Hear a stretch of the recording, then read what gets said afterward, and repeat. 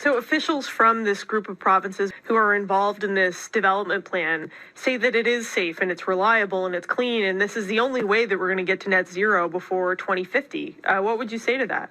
Well, it's not safe and it's not clean. We've seen situations, for example, we just heard about troops in Russia, in Ukraine, who dug foxholes near a nuclear reactor, and now they have radioactive contamination on their bodies, and some of them got radiation sickness and they had to leave.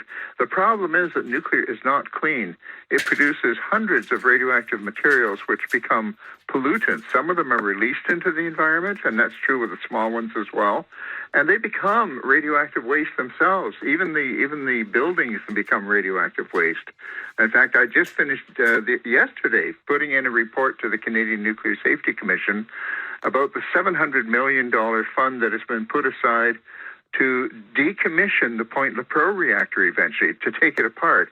It all has to be done very gingerly because the whole structure is radioactive at that point, and it becomes a huge an amount of radioactive waste. The same thing happens with small reactors.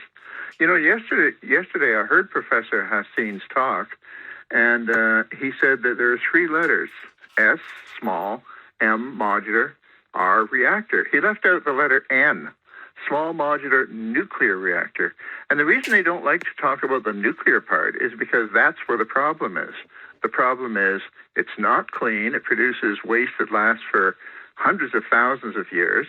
And it's not safe because if you had, for example, if you deployed these things in Europe and Africa and around the world, anytime there's a conflict, armies coming in, bombs going off, you have the possibility of the spread of radioactive poisons over very large areas.